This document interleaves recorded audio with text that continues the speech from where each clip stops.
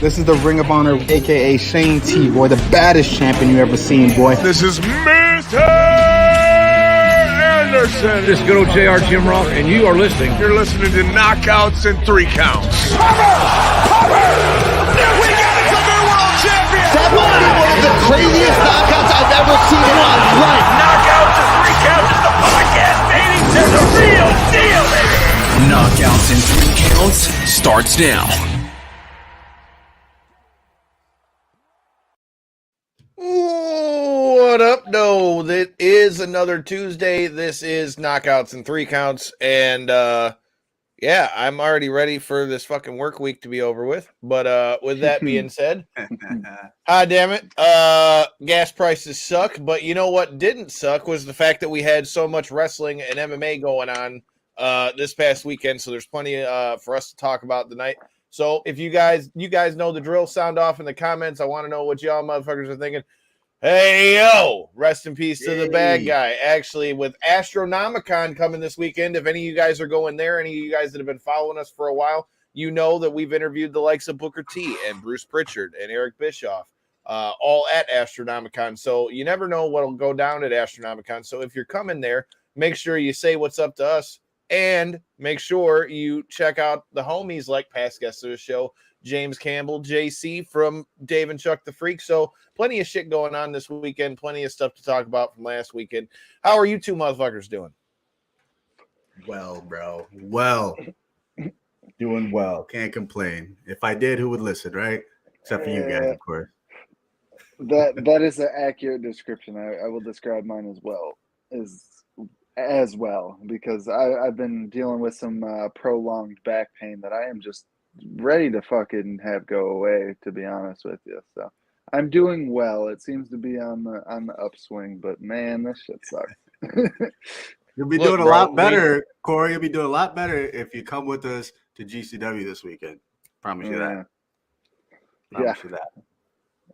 Maybe if you're referring to the amount of beers that I'll drink to not feel my back, then yeah, I may feel better. You're correct. Look, bro, this guy says he doesn't like wrestling, but I think he's starting to like closet, like trying to see if shit hurts and stuff.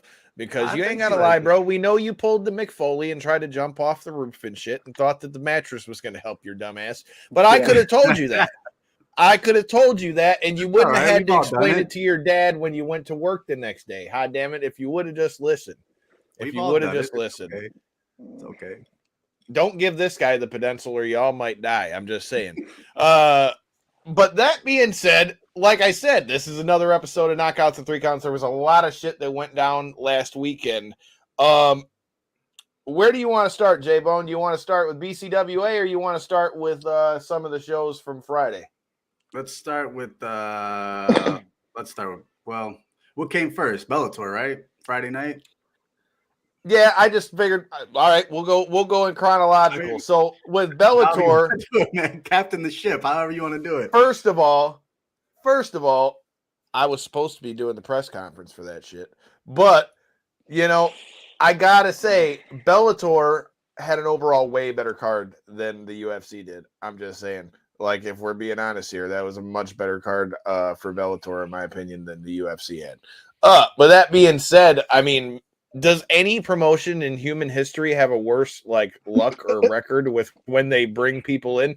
PFL is barking up that tree with the way their recent ones have gone sometimes, but man, between what happened with Corey Anderson and then what happened in the next fight with Aj Mckee after all that shit he was talking, that's got to suck a little bit for Bellator, huh? Yeah, I'm such a AJ McKee fan normally. Like I normally back all his shit. I laugh all the time with his dumb little Snickers promotions and stuff like that. And man, talk about letting the ball drop, man. You like your point, Kyle. You talk all that shit. You do all this building in anticipation. You finally work your way up to the undisputed belt by winning this grand tournament and everything, and then to end it with the immediate rematch to the next champ and to put on just You could say he won that fight because it was so close in a lot of those rounds. You really could. You could make that I'm gonna be honest. I thought he won the fight. If I'm being fair, dude. That's where I lean towards as well. But even with that being said, man, the fight was just so lackluster. It's like, who really won? Because it wasn't us. That's for sure. Right. You know, and I got to go back and watch it, and it looked like it was really the 5th round that decided that fight. I guess, right? I mean, but that's my thing, though. If it was decided by the 5th round, McKee had a fucking takedown. Yeah. I mean, my whole thing is this, right? I've said this for years. I don't think it should be anything that's lopsided, but I've always said in MMA or boxing, when it comes to becoming a new champion, you should have to beat the champion. If it's that close and it's arguable that the champion won, I think there should be a little bit of a championship advantage with that, for the simple fact that if you're going to win by decision against a champion to take the belt off him, I feel like you should have won like decisively. And despite what those scorecards said, he didn't win that damn shit decisively by any means. No, because I honestly thought, and I agree. McKee, like I've been saying, I'll say this till I'm blue in the face. I'm a big AJ McKee fan, but all that trash he talked beforehand, it didn't make a good look for him, even though if he would have won. And the thing is, even with you having a championship advantage, it's like it's always talked about. You can't leave it to the judges. He left it to the judges, and it bit him in the ass. Now you have a chance for a trilogy fight. But, I mean, let's be honest, dude. If what you want to do is go up to 155 and he's still talking all this about UFC, bro, if he went to 155 in the UFC, he'd get ate up.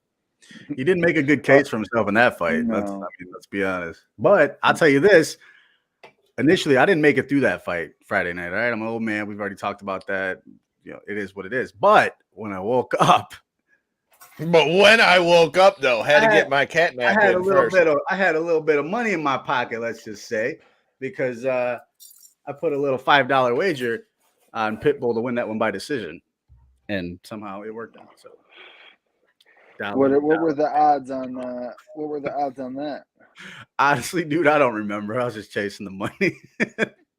It was like the steepest fucking thing. So I just fucking did it. And it was like, I woke up like, what, $50? That's what's up. Cool. Nice. So you obviously did pretty well. But one thing I want to say, man, Bellator, they always find a way, whether it's themselves or their athletes or whatever the case being, to shoot themselves in the foot, man. Seems like they get this little bit of momentum going, and we had even noted on the show and stuff that it wasn't even really that much being talked about to the point that it should have been, in my opinion, with the fights and stuff that they had lined up on this card. But even with that, they didn't necessarily build up the fans' attention like they wanted to going into the fight. I don't know what their numbers actually were, after the fact or whatnot, but then to have the co-main, the finale to the Grand Prix for the 205 belt, and the way it did with the incidental headbutt when you clearly had one of your contenders winning that fight. So now it makes your champion's belt look bad. It makes the whole thing just kind of look bad until they run that back. Yeah. Not to mention, from what I'm hearing, they're talking that because that fight ended like that, they're saying the $1 million shit's off the table. That's what I read no too. Shit. I read that same thing. Yeah, dude, I've heard that in multiple places, that because that fight didn't go to a finish, they're saying that the tournament's basically run dormant. So he's not even going to get a crack at his $1 million when he was, in my opinion, giving it to the champ before that. Yeah. I read that same thing, man. Talk about a kick to the balls. Anybody who's listening to this, let us know if you checked out Bellator. If you did, what did you think? And what do you think about them saying that he's not going to get his crack at that $1 million purse? I guess that kind of falls into that whole gray area everybody's been talking about, like with the whole like Sterling and Jan, the first fight, just can the title change hands? Same thing with this. Like, can you win that way? Like, they got to figure it out, man. I know it's a gray area, but like for something to be at stake like that, and for it to end the way and it just to be off the table, like you have no winner of that tournament. So well, not to mention why if they're going to run it back, why would it not be for the $1 million then? Right. Why not just redo the whole fuck? You know what I mean? I don't understand. Because it's Bellator and it saves them a boat. Saved them $1 million. Yeah, that's. I mean, I'd like to have $1 million, but you know what? If you got them bucks, you got to check out our friends at G3 Payroll and Tax. If you ain't got your taxes done yet, you're a little late. I mean, I've been mailing certifieds all fucking day for the last 2 days. But with that being said, if you still got to get your taxes done, or for next year, you need to check out our homies at G3 Payroll and Tax. Jack's got you covered on all your needs with all that good stuff. Tell them Knockouts and 3 Counts sent you. And yeah, make sure you check them out. Their link is in the description. Like I said, if you guys are new here, make sure you leave a reaction, share it. And we need some comments. I want to know what you guys are thinking of this Bellator card. But you guys pretty much said my sentiments as far as the whole thing with Corey Anderson goes. I mean, realistically, from my view, from what I was watching, he was starting to turn the tide and was giving it to the champ.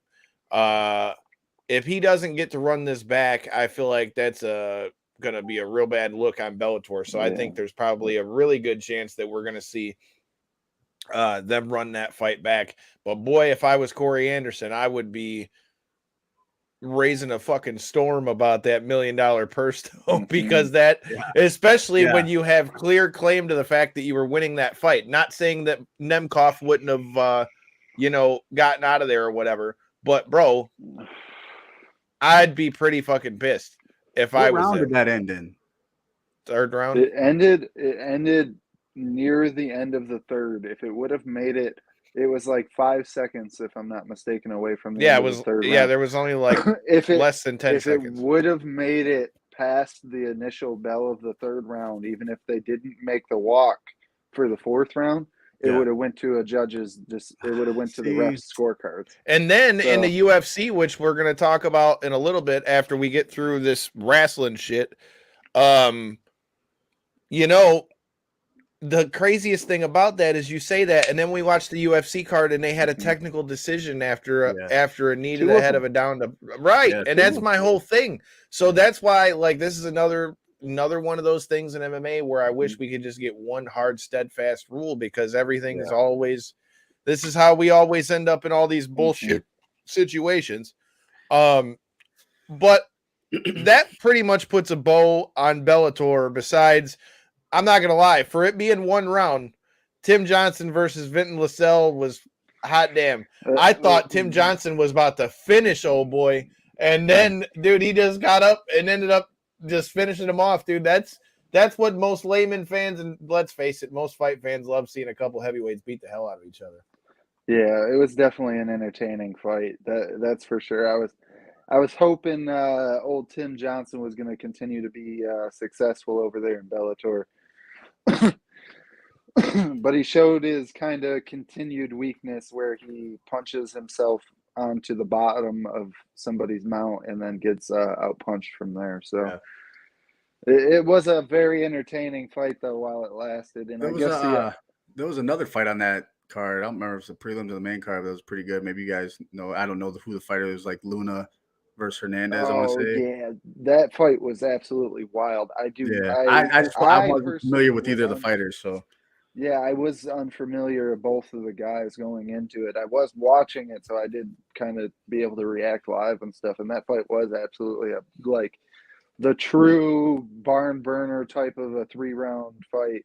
Yeah. And for it to end the way it did in the third with, dude to take as much damage as he did, and then just to be like, it reminded me of a much more competitive version of the Sean O'Malley versus Chris Mantino fight. Oh, yeah. Where it was just like, man, you're going to really, like, I know dude's fucked up, right? Like, if you're a ref, you probably should, right? You probably should. That being said, he's taking all these damn punches, man. Don't let him get a TKO record or a knockout on his record, man. He was 10, 15 seconds away from getting the, decision at least. Yeah. So. Yeah. I'm with you on that. Like Cody said, it looks like that's the general consensus that we all think he should get to run it back for that money, and at the very least, getting to run it back with the champ, because like I said, from where I was sitting, it wasn't like Nemkov was out of the fight, but Corey Anderson was definitely turning the tide on that one. And I mean, and like I said, as far as the Tim Johnson Vassell fight, like I said, that one was just pedal to the metal. First one to drop loses, and they both dropped. And so in the whole, like I said, in that whole first round, which is all it went, dude, that fight was a absolute banger. But dude, we've been like swamped this weekend because when you think about it, just on Friday alone, you had Bellator, you had Rampage, which had the Texas death match between Hangman Page and Adam Cole for the AEW TV or the AEW title on TV. You know, then you had SmackDown was on Friday as well. Like there was, I mean, dude, there was a lot of shit front, back, and side to side, man, on Friday night, dude. So let's talk a little bit about which one you want to talk about first, J-Bone. You want to talk about Rampage or you want to talk about SmackDown? Let's go with Rampage first. All right. So we saw that they had the Texas death match between Hangman Page and Adam Cole. Definitely delivered. I think nobody really expected that it wouldn't deliver. But my question is, with Adam Cole losing again, granted his record is still great, but do you think him losing 2 title matches that quick in maybe almost could make him kind of seem like, I don't know, not less than, but like more towards like the middle card range if he keeps getting title shots and, you know, not winning? Because that's twice now within a few months he's gotten title shots. And I mean, they've been badass matches. Yeah, no, I see your point. You know, that's a good question, but I don't know, man. Like for me, I might get a lot of kickback on this, but like the whole Hangman thing, I thought I'd be more into it, and I'm not for some reason. Like I'm ready to see Adam Cole take that belt, and I don't know. I mean, so you're not a fan of the Hangman run, huh? I am though. That's the thing. I am a fan because I like everything he's done, the whole story behind it, but for some reason, I don't know. I don't know if I just got bored with it too quick or something. I don't know what happened there, but like as far as Adam Cole, like if anybody's gonna take it right now, I'd like to see him do it. Maybe even at Revolution or Double or Nothing. But I mean, I don't know. But ring the bell, ding ding. We're in that bitch. At the same time, all right, go ahead, continue. At the same time, with him losing 2 matches, like I said, we've seen what happened with Danielson. He lost 2 pretty big matches right when he got into AEW, you know, and not to say it did anything to him, but he definitely isn't in the title picture. So if history, I mean, here's the bigger. Maybe here's that's the bigger. Go ahead. Oh, sorry. Maybe that's just their way of kind of. I mean, clearly, right? Like wrestling fans are aware of who these guys are and stuff, but maybe that's AEW's way of kind of putting these guys through the ringer, I guess you could say, is like, oh, hey, yeah, we realize that you're a huge star and everything. That's why we brought you in, immediately put you in against our champ. But we still want you to do something under us before we just immediately award you the belt. So that being said, you know, build yourself up after, you know, you got these big appearances, you got the fanfare and stuff from them, you know, high action matches and stuff that were, you know, whether they be on their very selective pay-per-views or just their higher end, you know, broadcast events. You got the spotlight and stuff. Now build it under our name, I guess you could say. Yeah. So I can see that point. My whole thing with it is it's like, you know, so for him to lose in a title situation twice that quick, you know, I only wonder, like I say, because Adam Cole is still got the crowd just like he did in NXT.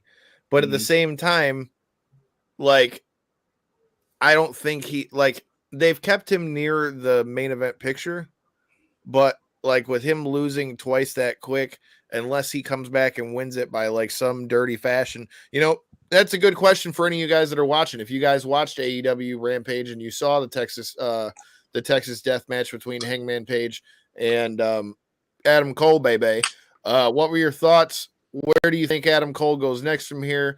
Who do you want to see him? Who do you want to see him go against? And who do you think's the next challenger for Hangman Page? Let me know in the comments, and we'll chat about that. But The other thing that I wanted to talk about coming out of Rampage, dude, is like, so I like what we've seen so far with the Owen Hart Foundation, Owen Hart Foundation. Yeah, the Owen Hart tournament and all that stuff, because I like that he's being reintegrated somehow into wrestling, and I think the fact that they're doing it on both the men's and women's timing, like I said, I got no problem with it. What do you think about? Let me see. What did I had it down here? Wanted to ask you that. So what are your thoughts on one thing that AEW does got going on right now that, and again, we've talked about this, how it's not always that way in the WWE. They don't really have a lot of factions. Dude, AEW continues to come out with new factions, and they've got another one that really could be money here with the Blackpool Combat Club. I mean, what were your thoughts of seeing them in the 6-man? Because it was Bryan Danielson, Mox, and Wheeler Yuta versus who did they fight again? It wasn't the Gun Club, right? Yeah, it was. It was the Gun Club. Yeah, okay. Yeah. I like the Gun Club though, dude. I'll be honest. The whole Twitter war they got going with Danhausen and shit, dude. I love that shit. But dude, that group though, I feel like we're still trying to figure out what the mold is there and figure out who's gonna stick and what's not gonna stick with those guys. But from what they're doing now, just having Regal at the head, man, it's awesome. And that for me, old school wrestling was like a thing. The Survivor Series, the gang warfare match, all that stuff. War games, like I like factions, dude. So if we can somehow integrate that back into wrestling, I'm all for it. And the fact that you got some of the top guys and then the up and coming star like Wheeler Yuta, dude, that if they can keep that intact, which I think they can. I don't think we've seen. Well, obviously, there's going to be somebody else, but if they can keep that intact, that is going to take them into different. Like think of the Stadium Stampede match. Remember that with Jericho and them. Yeah. Imagine having that group of guys in some type of Stadium Stampede or some kind of war games type of situation, dude. That is going to be one. It's going to be ratings because that's going to be violent as hell. Two, that's just going to make for good wrestling, dude. So I'm all for that. I hope it just continues to grow though. I'm curious to see how it's going to work out, but I'm watching that for sure. I'll give my thoughts real quick, but while I do that, do you guys got any thoughts on anybody else they might add to the Blackpool Combat Club, or do you think it's going to just remain them 3? Because I'm not going to lie, I've enjoyed everything that I've saw out of it. I really didn't know if we were going to get Moxley and Danielson as a team, but I would say from everything we've seen so far, they do just fine.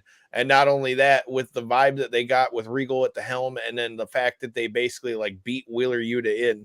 Yeah. To the base. I mean, basically between the match he had with Danielson. Yeah. Basically between the match he had with Danielson. The other guy initially that they were talking about, I can't remember right now, but who's the other guy they talked about initially? Danielson. He mentioned a few guys. Remember that? I don't remember off the top of my head. If you guys are watching in the comments, Sophia, any of you guys, if you remember who some of the other names that they mentioned were. That being said, dude, like, again, I like the vibe with Regal. I like that they beat Wheeler Yuta in to get in there. I like the chemistry that we've already seen between Mox and Danielson. And I agree with you. If they add anybody else to it, as long as it doesn't become anything that's like stupid big, because I do feel like after you don't want it to become such a big deal and then it just becomes watered down. But I've liked everything I've seen from the Blackpool Combat Club. Do you think it's going to be like a obviously you got Regal, he's he's running the show, and then you got Danielson, Moxley as the 2 vets. And you think like the rest of it's going to be the younger guys? You think that's how it's going to work out? If there's more, or do you think we're going to see somebody like a bigger name in that? So I could see him going both directions with it, honestly. I mean, really, they have the other guy. I can't think of the other guy that I was thinking of. Ricky Starks. But Ricky Starks is part of Team Taz. He's still got the FTW belt. Right. But they had some shit going on. I think it was must have been off the air or something I seen, but somebody mentioned him as one of the younger guys to come in, depending on how the whole Team Taz thing folds out and all that. I don't know how it would work out, but in that So that's what realm I was of, gonna like, say. Like it hit. Not that I'm not a big fan of Ricky Starks. Not saying that at all, but I don't really see how he would fit in the Blackpool Combat Club because at Yeah. least like when you look at the people that are in there, Danielson, MMA background, jiu-jitsu background, Wheeler Yuta was Ring of Honor peer champion, which is all grappling. So again, Yeah. as a beast on the mat, all that kind of stuff. And then when you add Moxley, and like we've talked about in our past episodes with guests like Gil Gardado, who was coaching Mox over there at Extreme Couture, Moxley has maybe not been fighting MMA per se, maybe as long as everybody else, but he knows what he's doing too, as evident by all the chokes he's been using and all that stuff. So right now, all I can say is I'm intrigued to see what they do with the Blackpool Combat Club and where it goes from here. Now, I don't know if they add anybody else in there, who it would be. Give me a fantasy booking, man. Just throw somebody out. Somebody you'd pick. I don't mean to put you on the spot, but fuck it, right? I'm trying to give me a minute or so, and I'll think about somebody, because give me a minute or so to think about who would fit in there. Because like the other thing is too, I don't feel like just anybody would fit in there though. Yeah, no, I get your point. Yeah, I get your point. Like I don't, because they all can scrap and they're about beating the shit out of people. So it's got to be somebody that's gonna come in there and mess dudes up. Can I give you my fantasy booking on that? Okay, go ahead. Samoa Joe, dude. Let's go. I've heard that, but Joe. and if I was gonna pick one, he definitely would be on the list of that, because here's the thing with Joe. He fits in right away because everybody knows, his background with MMA and all that stuff. I just wonder, would that be the way you want to go with him when you just bring him in? Because you also got to remember, he also is the Ring of Honor television champion now that he took the belt off of Suzuki. Yep. So, like I said, there's a million different ways they can go with Joe. Right now, I don't know if it ends up going that way, but hell, what says that it couldn't? Because I mean, if you think about it this way, if he's gonna, if he's gonna have his problems with Jay Lethal and Sanjay Dutt and the big ass dude from the NBA, yeah, what's that guy? He's fucking huge. There was one point he wasn't fitting on the camera when I was watching. Like dude, he's like El Gigante 2.0, and like you could see his chin down. He's like El Gigante 2.0. All he needed was the bodysuit from WrestleMania 9, and he'd have been straight. Right. He can move. So give him that. He can move, and he's a big SOB. I mean, there's no denying that. That's a big SOB. Yeah. But I don't know, man. Maybe they could help him with Jay Lethal in them, but I mean, Samoa Joe would definitely be a great pick. I just don't know that they put him in there because I mean, something. He's violent. And they totally could too, because at the end of the day, if you think about it, if you're like building the stable, if you're gonna add a fourth, you already got the young guy that you're trying to bring up in Wheeler Yuta, so it wouldn't exactly hurt anything to have him on there either. So, like I said, I'm not mad at it. So, any of you guys who are watching, what do you think about Samoa Joe in the Blackpool Combat Club? But that also brings us to Saturday, and AEW wasn't done with just Rampage. They had AEW Battle of the Belts, which, ring the bell, Devin was in that bitch, son of a bitch. But we saw that we got a new TNT champion as Sammy Guevara wins the title back. Sammy Guevara wins the title back off of Scorpio Sky, and there's a few things I want to ask about that. So, do you think that by Sammy winning that title back again, what are your thoughts on Scorpio Sky losing the belt like that, J-Bone? I don't mind it because I feel like they're trying to. Thanks, Cody. Hell yeah. I feel like they're trying to add prestige to that title. You know what I mean? So for Sammy to be a 3-time champ now, like nobody's gonna touch that for a while. You know what I mean? So it just depends if he keeps it. You know what I mean? I don't know. Longevity in a title reign is very important. So as far as Scorpio Sky, man, like that dude's a hell of a talent. He is, though. It kind of sucks to see him in that position, but maybe we get something more out of it. At least he's in a title picture. I like him in a title picture. So. Speaking of the match with Scorpio Sky, though, holy shit, let's talk about that shooting star press that he literally landed knee first to Ethan Page's eyebrow and split his shit wide open. Cut him the hard way, man. That was right. That was tell me that was a blade job. If you watch it in slow motion, he just came down full force like waka right across his eyebrow, dude. Pretty gnarly cut he had going there. That was dude, and then he cut such a badass promo after the match afterwards, too, dude.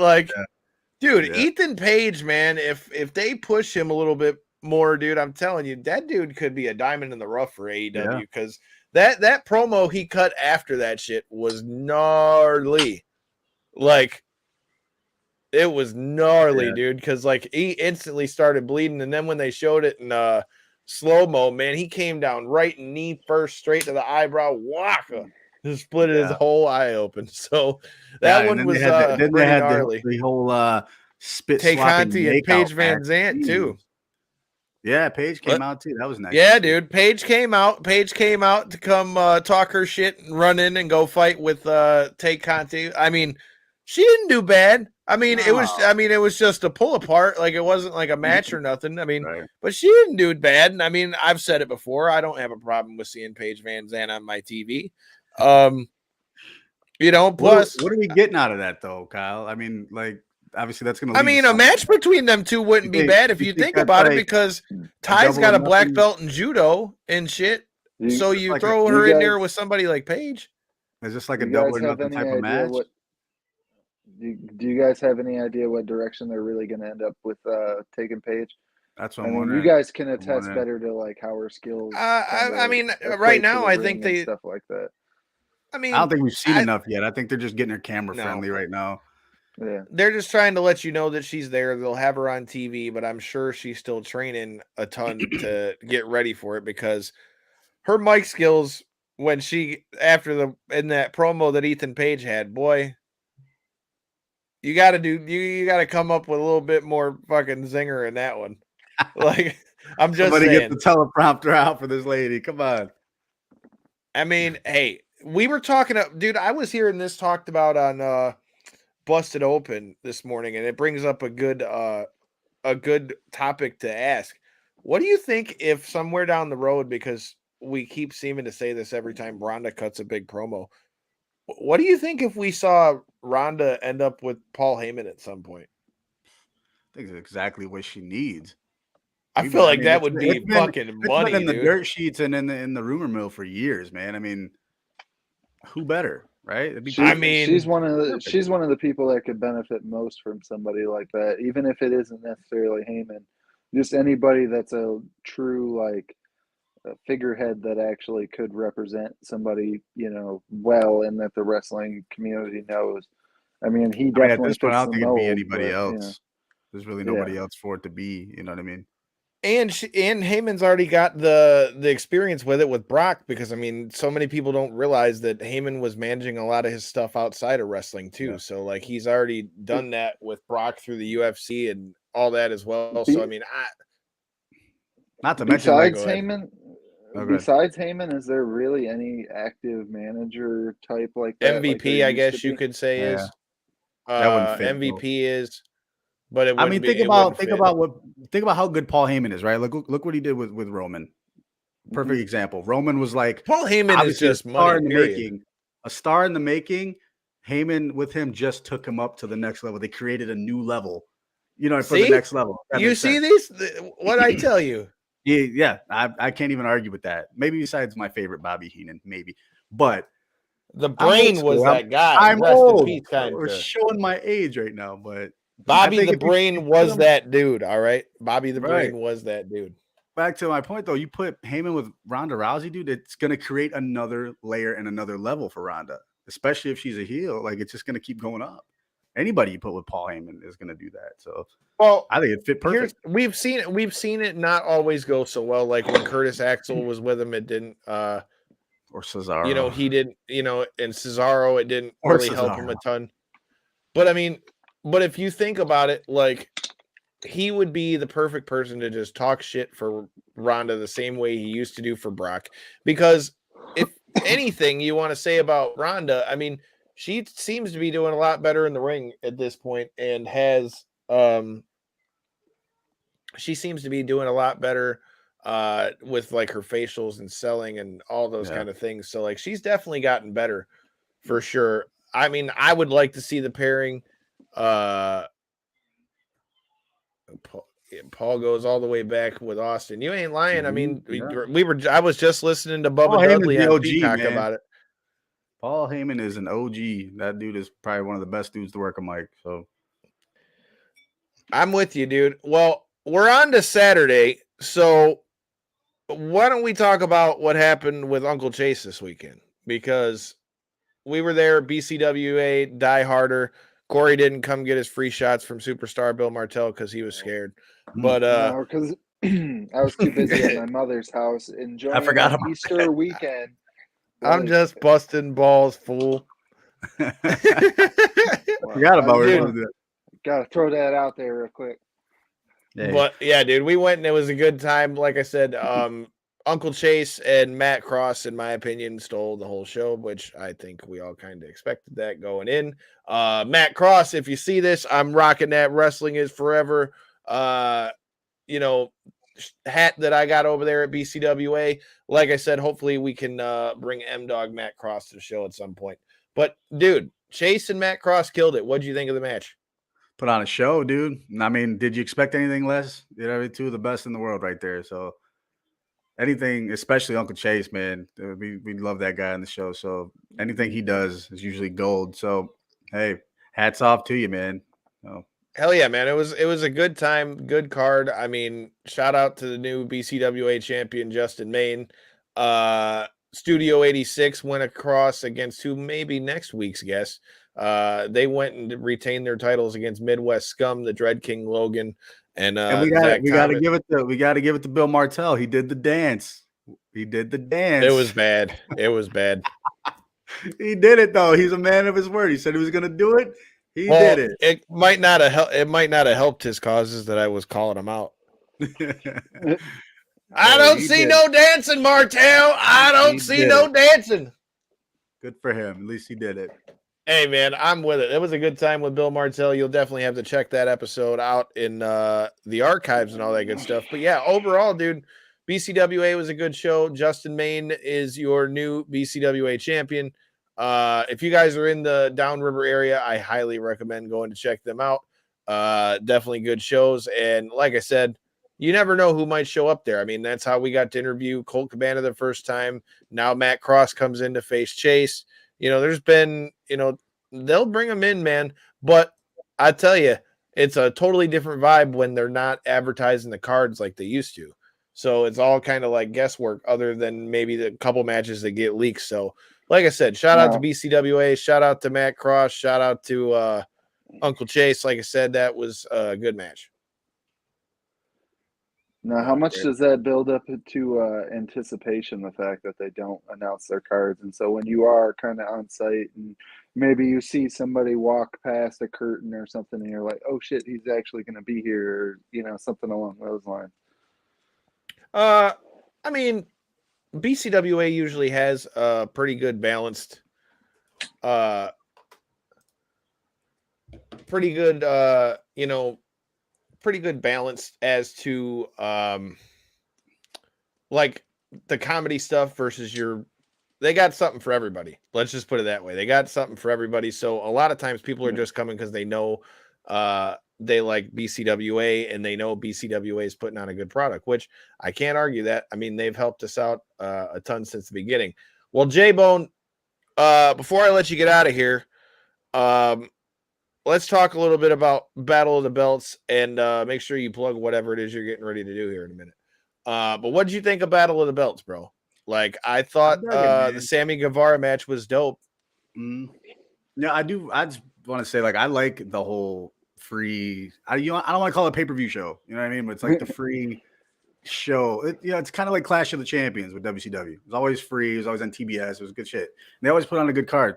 But I like that whole vibe of whatever that is. I don't even know how to explain that properly, but just having the free next tier show, I guess, not your weekly. You know what I mean? Like just free event, I guess. Like not a premium live event, but dude, we saw well, title changes too on there too. That's the thing. Like you can't even say because it's on TV, people aren't going to lose the belt. Right? Like, you're not missing a lot. I mean, and then you got the Battle of the Belts, dude. It's like Clash of the Champions. You get all these title matches and shit. It's like they put on great stuff, but top to bottom was a great show. I thought it was great, man. But I'm just gonna say, man, I'm getting a little over the Hangman stuff.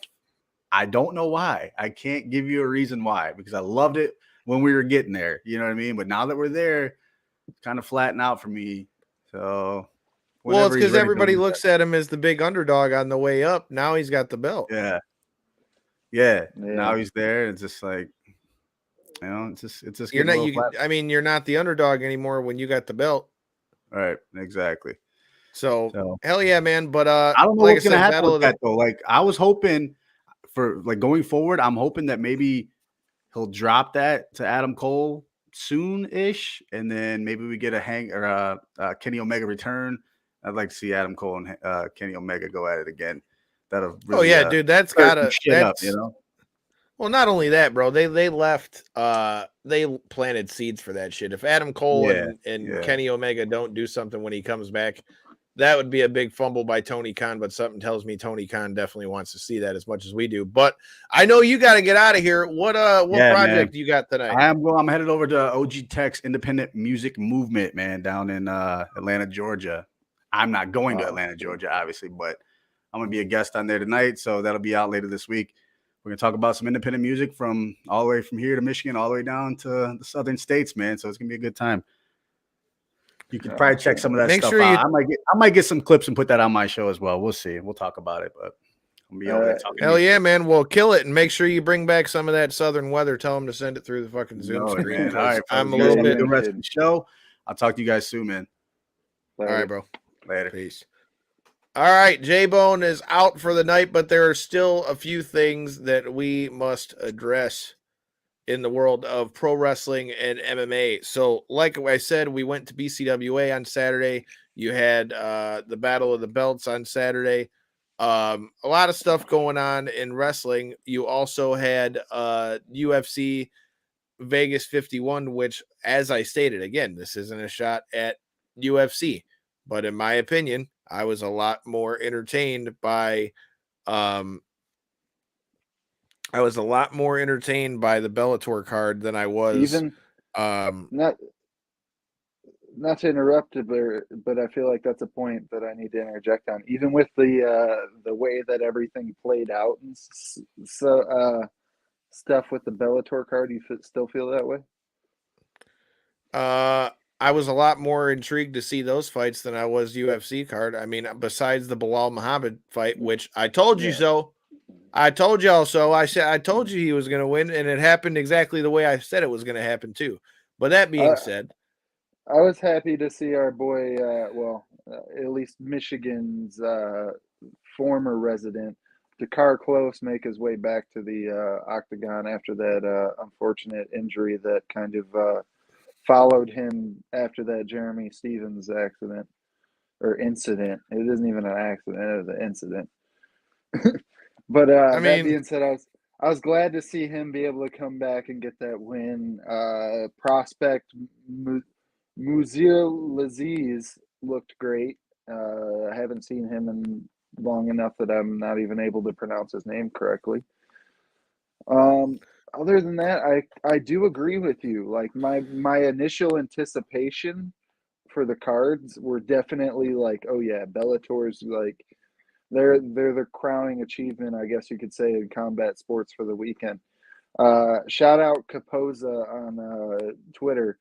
If you ever go look at his Twitter, he kind of does a breakdown of all the live events that are going to be on throughout the weekend, and usually does play-by-plays on all of them. That being said, he always kind of puts in the center of his collage, I guess you could call it, of fight posters, the event that is kind of the crowning event of the weekend. And that being said, he put the Bellator one in there, rightfully so. And To me, with the way that co-main was going, and then the way it ended was a big downshoot.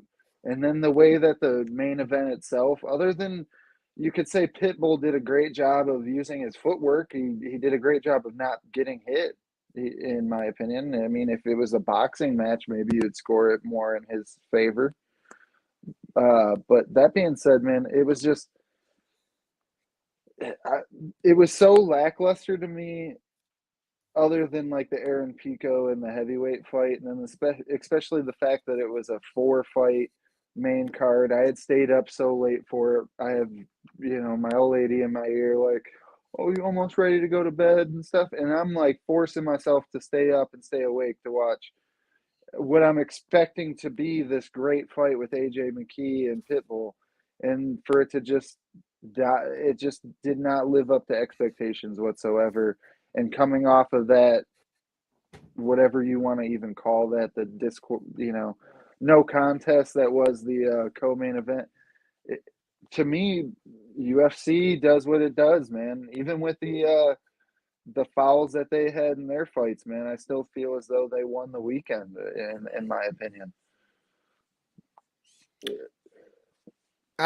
So I only go with Bellator as far as the fight sports go, because like I said, I just was generally more excited to see what happens. And to be honest, I mean, it wasn't like the McKee fight was even a horrible fight at that. He just didn't look as good as he should have.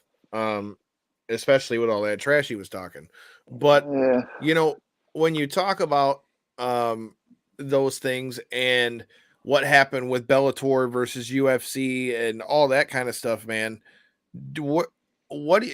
how big of an effect do you think that this AJ McKee saying he wanted $1 million a fight and all that stuff before the fight, how bad do you think that screws him up now? Because now you just lost all your leverage.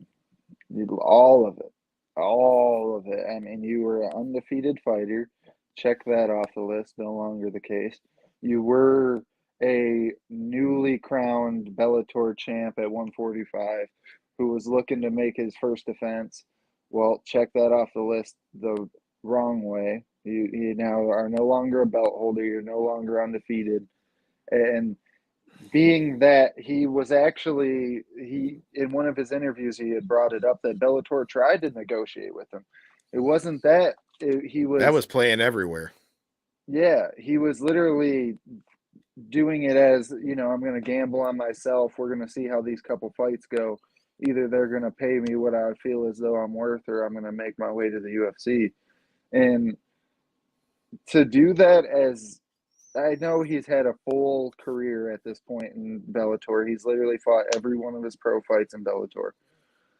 To be 18-0 and now 18-1 is still very impressive. It's not like the UFC is going to all of a sudden, think he's just this lesser than fighter or something. But to do all the antics that he did and talk all the shit, and then to just not necessarily show up, it to me, what it looked like is he thought he was going to make it look easy again, and then that never happened.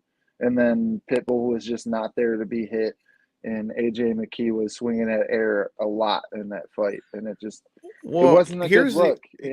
Here's the other dilemma with that, right? So, like you say, yes, he'll still have the eyes from the UFC, and UFC will still know what he's capable of. Sure, they probably should. But with that being said, you talked all that trash about money this and money that. Even if he were to get to go to the UFC, I think it's going to at least take him a few fights to get back towards, in order to being looked at by the UFC again. And to do that, where else is he going to do that besides Bellator? So, I mean, realistically, the only real hope for him is going to be that, the only true thing that he can really hope for is that, maybe somehow he can get a rematch with Pitbull and then, smash him real quick to try to get his hype train back. But even at that, he's calling for wanting to fight him at 155. When I'll be honest with you, dude, if your plan is to go to the UFC at 155, man, you might be in some trouble, dude. That's all I'm going to say. It did genuinely look like he's not making 45 as easy as he used to. I mean, he's definitely growing into his frame and stuff like that. I can see where he's wanting to make the move up. Like if you look at him on weigh-ins and stuff, he looked like he had that. I like to call it a tortoise style belly, like the tortoise shell, where it's like you could see his abs, but they were sticking out. He was truly sucked out to make that weight. And that being said, yeah, 55. It could definitely be the move in Bellator, and it could be in Bellator. He'd probably run shit there too. Like if we're being honest, and it could be the move if he does end up making that transition, if it to 55, and then further his career into the UFC. But that being said, I feel like he's still got things to prove at 45, man. And it's not gonna get easier to make that weight. Well, class, he certainly is going to have to now after losing that fight. Now, I mean, he's got to have even more to prove because number one, he's got to get back towards that title, and number two, he can't just win the fights, and that's the thing. He's going to have to be spectacular at this point. Yeah, that's the worst case. It really, if you're an AJ Key fan or just AJ McKee himself, it truly is like a worst case scenario. Not only do you lose the belt and everything and lose all your leverage, to your point, you really just kind of lose a lot of that momentum and everything that you had built up, and you it's just a bad look all around, man. It's one thing if you lose a fight the way that like Gilbert Burns just lost, or if you lose a fight like the way Chandler lost to Gaethje in his last fight or something along those lines, where it's like a bang 'em out fight. It goes to the decision, but every fan's like, man, that was a hell of a fight. That wasn't the case. It just wasn't even that entertaining from either fighter, and so it's just a lose-lose, man.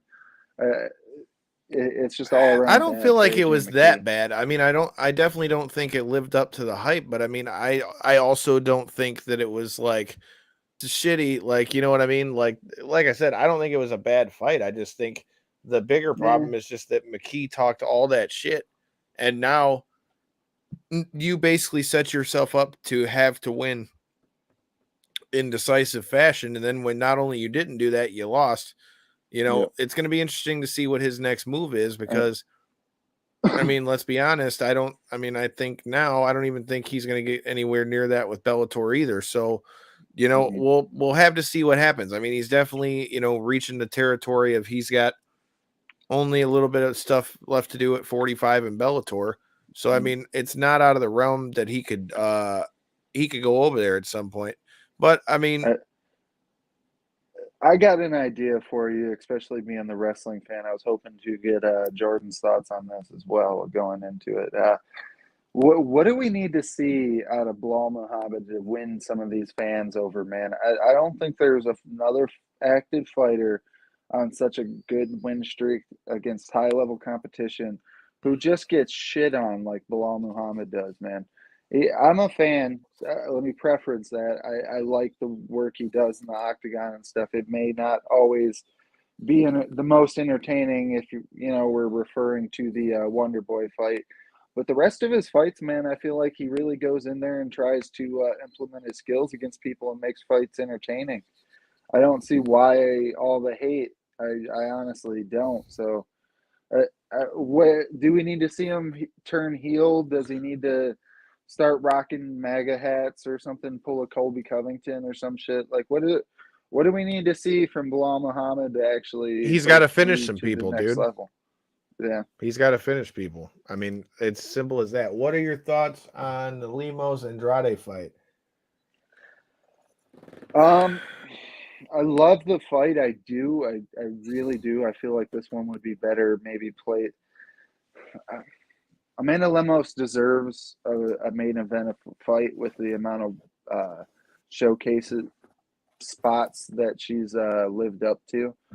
But that being said, I'm also kind of surprised that this is a main event, fight night or not. I feel like there's a lot more deserving contenders that could be leading this, fight night. Well, I That mean, that's being something we said- were. Oh, go ahead. Sorry. No, I was going to say, well, that's something we were talking about. Shout out Bobby Wambacher in the referee, Bobby Wambacher in here.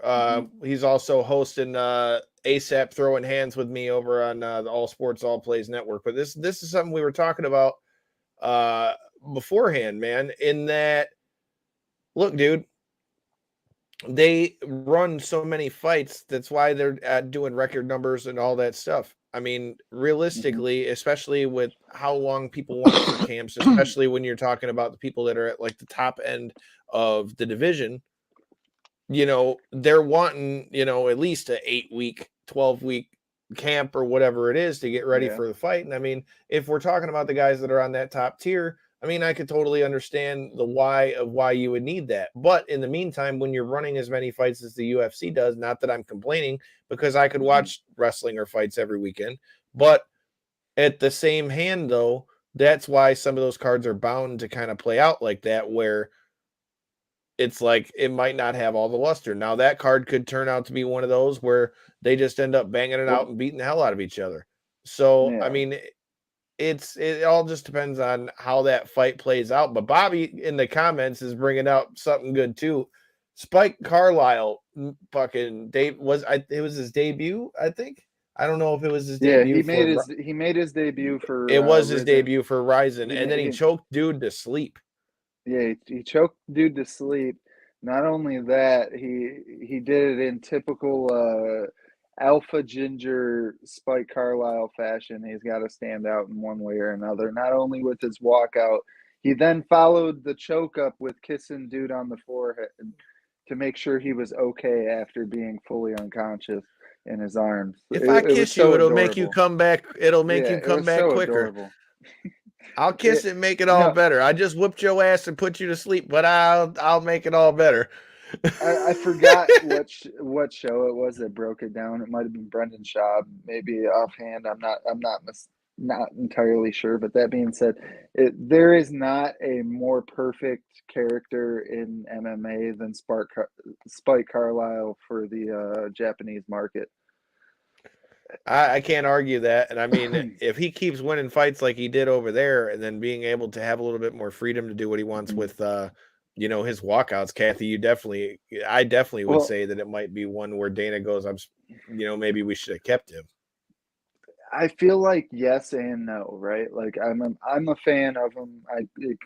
Clearly I could list all this stuff about him because I do watch all his fights. He's genuinely an entertaining fighter. Even when he did, come back from the UFC and was working his way through the regionals and then had his Bellator fight and stuff.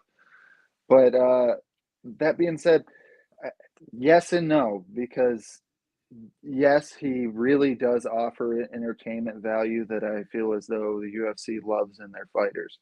That being said, they don't always keep the fighters just because they're entertaining. And I wish they would take that maybe more into consideration some of these times. But that being said, that truly I feel like is the case with Spike Carlisle.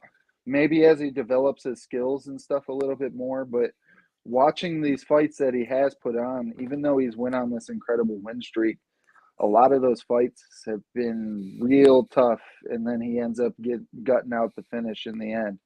So props to him, but not all of these have been, walked through the parks in his direction, that's for sure.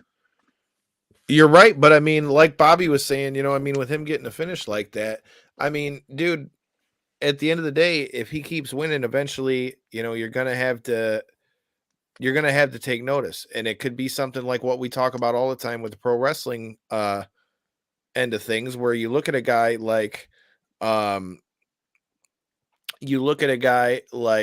okay, we were talking about Cody Rhodes. We'll talk about that. I mean, he had to go out and not only wrestle everywhere. They started All In and did all that stuff. He basically had to go prove and rebuild his star all around the world. And now look, he's back in the WWE. So what I'm saying is if Carlisle keeps smashing people, I mean, pretty soon I wouldn't be shocked to see Dana having an issue. There you go. No, it wouldn't surprise me one bit. Spike Jesus Freak Carlisle versus Bell Benil Jesus Freak Dariush to determine the bigger Jesus Freak. So I totally shouldn't be laughing at that one at all, but that's very well done. But I don't know, man. I think Dariush and him would be a badass fight, but at the same time, though, I with him being in Ryzen, I mean, I think Dariush, man, it couldn't have been a worse time for him to get hurt because now he's going to get pushed back for getting any. Well, do you think old Uncle Dana is going to live up to his word and he's going to rematch the Islam Makhachev versus Dariush fight? Because that's what he said. He said, in his eyes, the fight with Bobby Green wasn't they already, after everything played out the way it did with the offering of the RDA fight and him not accepting and stuff on the week's notice or whatever it was, then they said, all right, well, we're going to wait for Benil to come back then, and we're going to offer that one back. So I still hope so, because I would love to see that matchup, but I don't know. All right. Well, the other manner of business that we got to talk about when it comes to and Bobby, if you're still in here, I want to know what your thoughts are, bro. So with the Caio Borralho fight, even though it ended up being a technical decision, we saw another illegal knee, which we were just talking about ASAP throwing hands. What are your thoughts on the knee from Caio Borralho? Because I mean, dude's hand was on the ground, but yeah, so to preference the two of them, I'm talking about the Chris Barnett fight earlier in the night as well. I forgot who his opponent was that ended up getting the same thing, technical decision after throwing an illegal strike.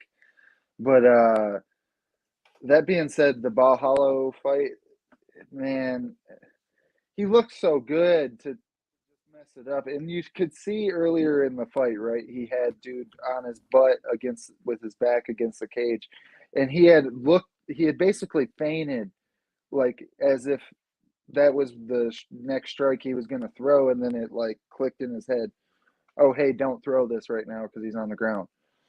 And then you follow it up a round and a half later, and then, yes, it wasn't the most egregious shot. Like I said, the one earlier in the night was a lot worse with the elbow to the back of the head, but it was still definitely a full-fledged illegal shot. And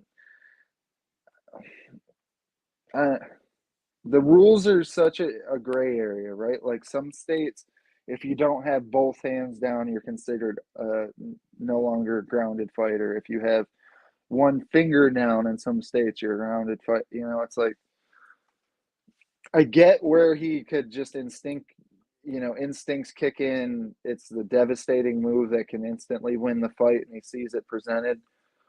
But that being said, I don't know. It really takes away from that co-main event spotlight that he was getting with that fight, in my opinion. All right.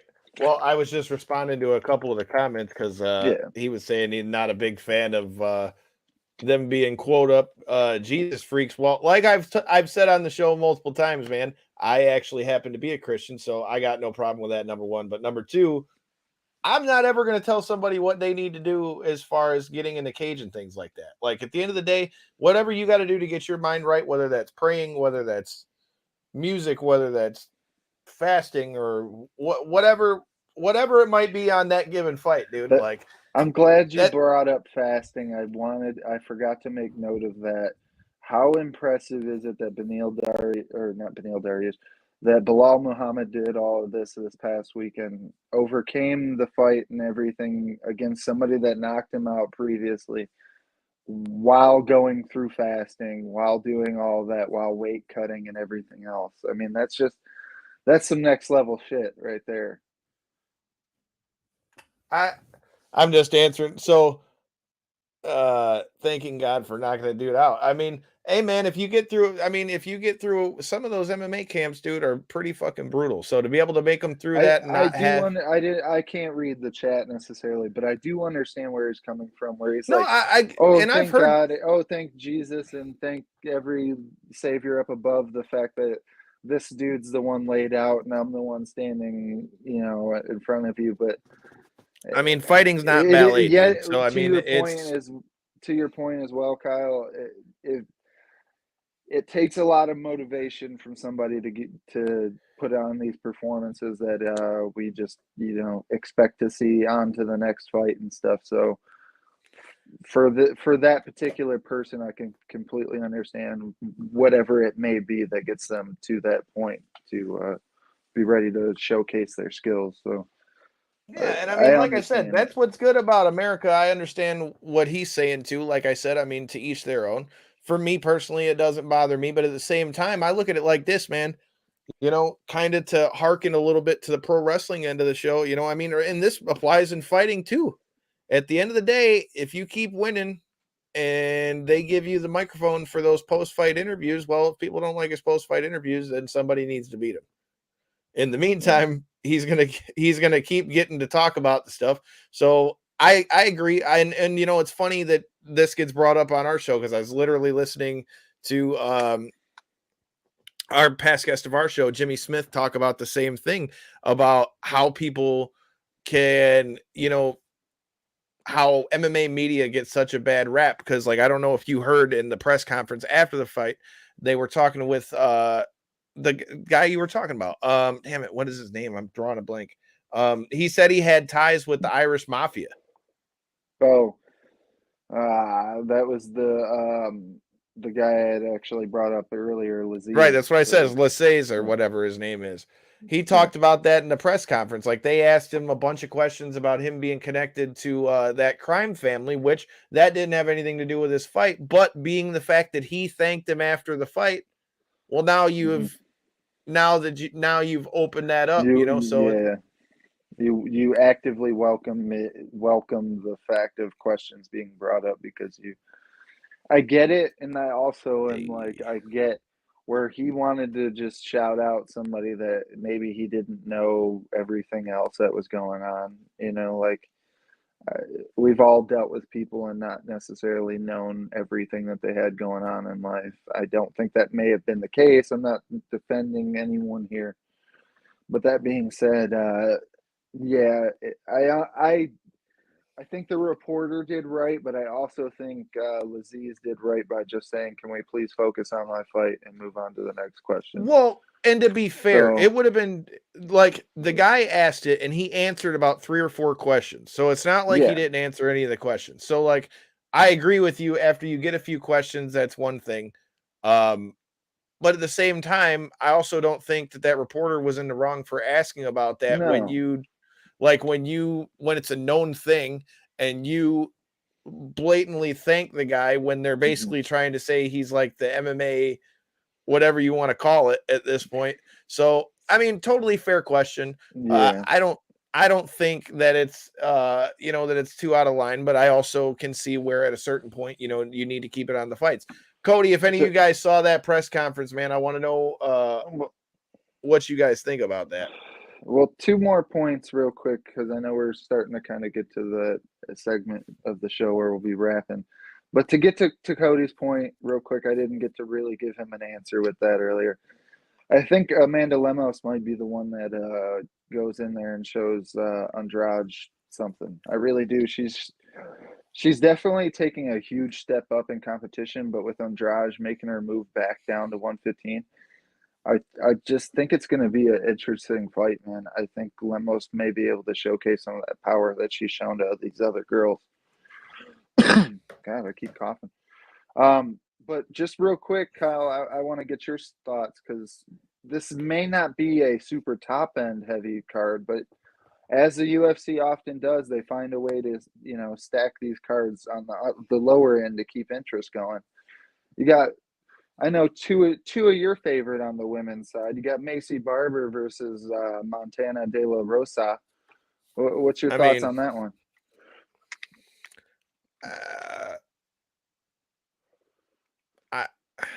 I want to say Macy Barber.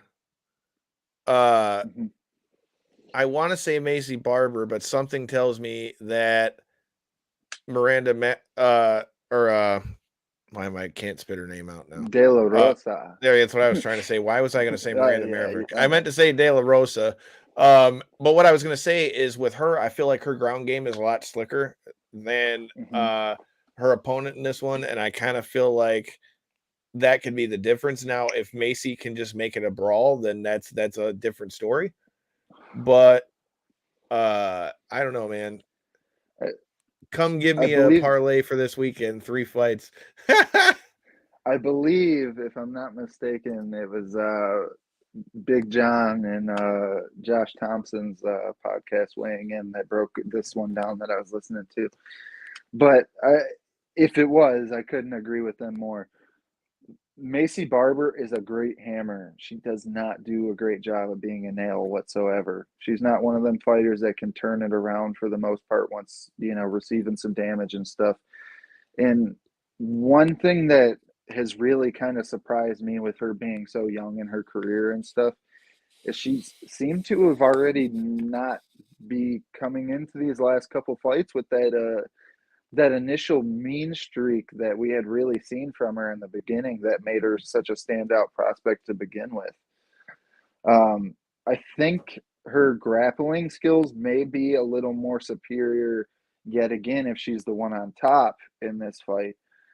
But I think it will end up on the floor, and I think that's what kind of decides it is who gets position. I think Macy Barber presents maybe more finishing opportunities. The fact that she's not too bad with submissions and also has a really good ground and pound game. But Montana De La Rosa, man, if she gets on top, dude, she will catch an arm or catch a limb and chase a sub. So it's an interesting fight to say the least. But I think maybe Barber, but we got to see more of that mean streak, man. It seems like since she fought Roxy, she just kind of the knee surgery maybe took it out of her, man. I don't know. Hey man, a knee is something that can do that for you. Like we said, we've pretty much covered most of the stuff that went down with UFC and Bellator and all that good stuff. As far as Bilal Muhammad, I hope that Bilal Muhammad, if he doesn't get the Colby fight, at least gets something ranked up high next. I was very impressed with his performance, and like I said here on the show, I told y'all motherfuckers that it was going to be Bilal Muhammad before this fight happened. So like I say, go ahead.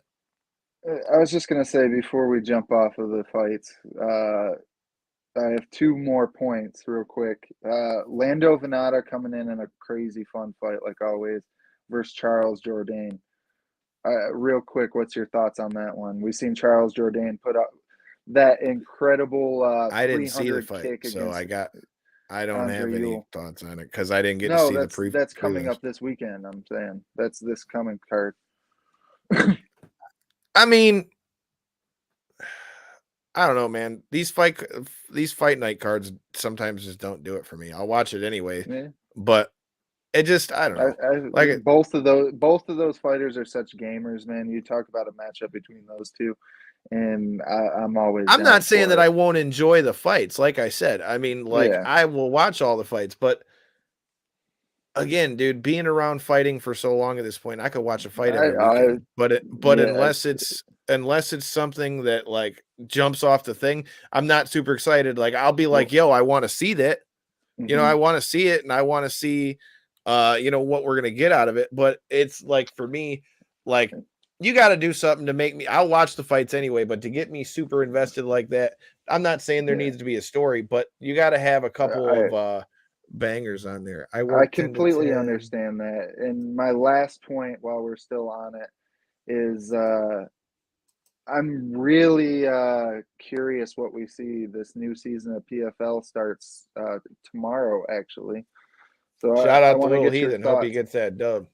Yeah, I want to get your thoughts going into PFL on ESPN3 or I just hope that Jeremy this season. I just hope that Jeremy Stevens has a good first showing, because if they bring him in too and the same thing happens to him like what happened to Anthony Pettis and all that shit, it's just not a good look, dude. I mean, I'm excited to see what happens with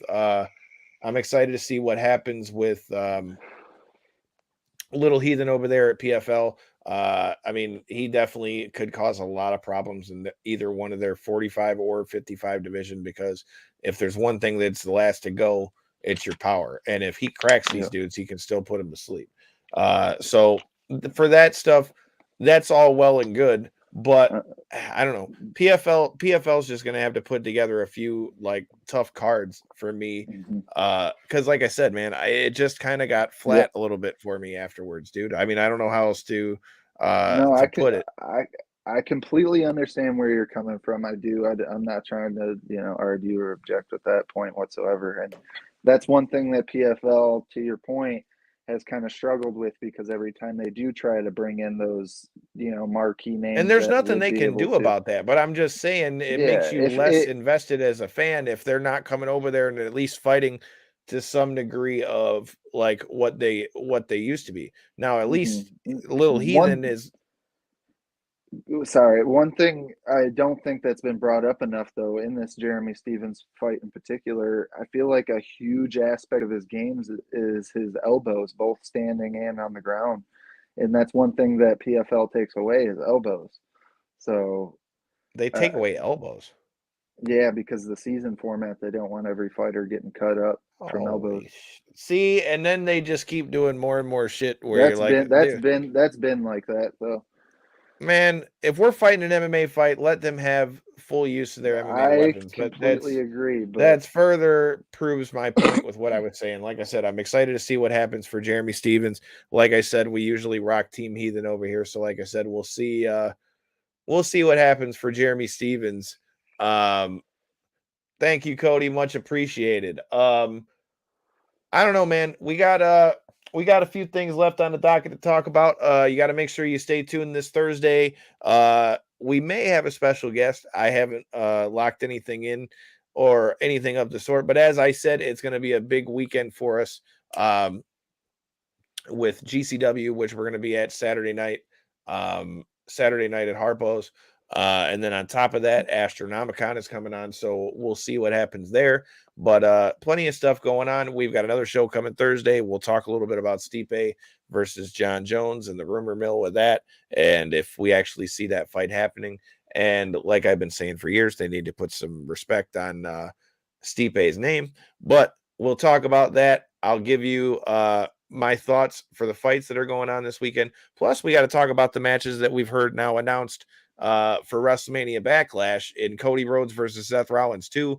And then you've got the unification of the tag team titles, which I'm also a big fan of as well. So, like I said, there's plenty to talk about on Thursday. We may have a guest, we may not have a guest, but to make sure you never miss any of those guests, make sure you hit that subscribe button, share it, like it, react to it, comment on it, do all that shit. And until next time, and in the in-between time, peace.